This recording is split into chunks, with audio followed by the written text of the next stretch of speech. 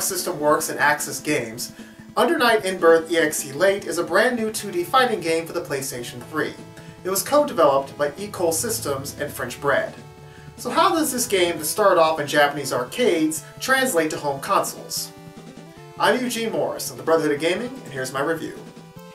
When I think of Arc System Works and Aksys, I naturally think of BlazBlue and Guilty Gear, two of my personal favorite fighting series. So admittedly, I had high expectations when purchasing this title. So how does it measure up?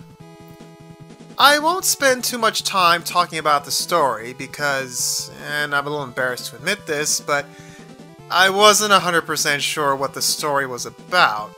Something about a Hollow Knight and in-births, and I don't know. It was pretty convoluted. One thing I was disappointed with was that there was no true story mode in the game.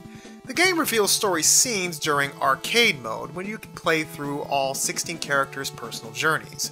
You can then try to piece it together yourself. Now if you understand the story, then more power to you. I just might be getting senile in my old age. But moving on.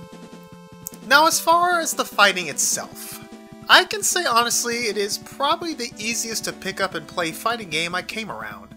Remember when Spoony1 reviewed Mortal Kombat and the problems he had, specifically how he felt it was like a memorization test? Now, I do disagree with that to a point. I think all fighting games have some memorization to it, but here it is extremely limited. All the characters for the most part play exactly the same. Now their moves may be different, but their controls are pretty much identical. So it's pretty much a game that when you first sit down and pick it up and start playing, you can kind of fake it at first. So it does lack that complexity that other titles have in exchange for easy accessibility. Now I have to admit, I kind of appreciate that because, well, I'm not all that good at fighting games. But whether or not you like the style is completely up to you. The game features weak, medium, strong attacks, and an EXS action. Speaking of which, at the bottom of the screen there is an EXS gauge. You have to build up the gauge in order to perform your character's special moves, including the Veil-Off, which will temporarily increase your character's strength. This of course depends on the attacks you land and if you are controlling the tide of the battle. Do so enough and you'll enter the Vorpal state, which will have extra benefits for your chosen combatant. Other useful tactics include holding down the EXS button to fill up your gauge while depleting your opponents, Assault, which is a quick leap forward to close the distance, and the ability to charge your attack by holding down the corresponding button. And there's also a few other tricks that this game includes as well. In addition to arcade, there is also two types of versus modes, which you can face off against a CPU or another living, breathing person.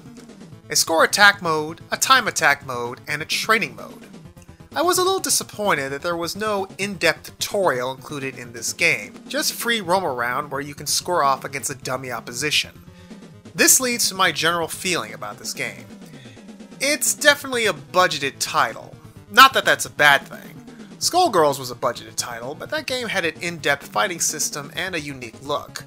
Another reason I say that though is that there's no localization in this game, aka no English dub. As for the online battling, you can fight in ranked matches or player matches. In player matches, you join or create a room or fight against a friend. In ranked matches, you can face off against opponents relatively close to your skill level. You also have the option of waiting in the training room until the computer finds an opponent for you. Now, going online, I did have some issues with the netcode, as there was lag whenever fights booted up. As soon as the battle started though, there didn't seem to be any noticeable issues. It may have been my internet connection though, but it was in any event a little distracting. My overall impressions of Under Night In-Birth EXE Late is that it was very okay. The game is not bad, other than the audio, and I still had fun with its colorful cast of characters and easy accessibility. However, there is nothing really outstanding about it either. It's kind of just there, and probably destined to get lost in the shuffle of so many other anime-type fighting games. I hear that there are places where you can get this game under $25, and that sounds about right if you're a fan of the genre. Now time for my arbitrary final score number. I give it a 6.8 out of 10. That's my story, and I'm sticking to it. Feel free to like, comment, and subscribe. And also remember, you can follow the Brotherhood of Gaming on Twitter, Facebook, and you also keep an eye on our Twitch for any playthroughs. Also, make sure to subscribe to our brand new gameplay channel. If you like, you also can feel free to donate to our Patreon. Of course, it's not an obligation, it's only if you want to. Thank you very much for watching, and as always, keep on gaming.